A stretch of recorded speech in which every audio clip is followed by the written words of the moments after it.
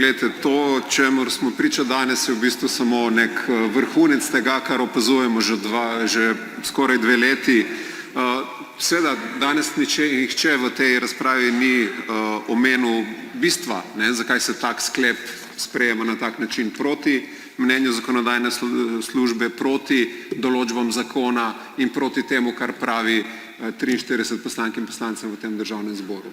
Gre za zaključek desanta na javno RTV in za popolno podreditev. Medtem ko v zakonu o javni radioteleviziji Slovenije zelo jasno piše, da mora ta izražati neko politično pluralnost, svetovno-nazorsko pluralnost, pač biti prepovedovati spodbujanje kulturne, verske, spolne, rasne in drugih diskriminacij, se dogaja kaj? Enoumje.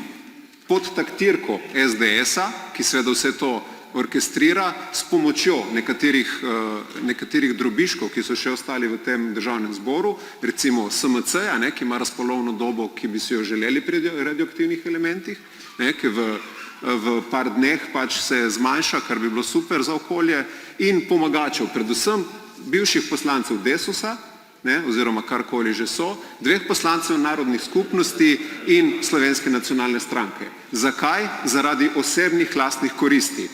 Zaradi tega, ker se je sprejemalo nekatere zakonodaje, ki je omogočila, dodatke nekaterim zaposlenim v organih narodnih skupnostih ali pa časopisih, medijih in tako naprej, zato, da se bo morda legaliziralo neko črno gradnjo nekje in zato, da se je sprejelo za 2 milijona amandmajev v proračunih za leti 2022 in 2023.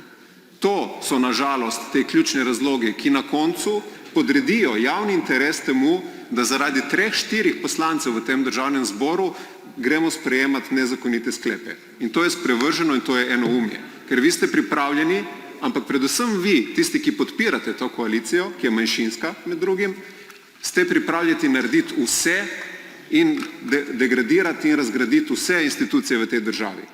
Velik del ste jih že, danes je na tapeti še javna RTV, nekaj jih bo verjetno še prišlo do konca mandata, ampak na pogorišču, ki ga bo pustila ta vlada, boste odgovornost nosili tudi vi.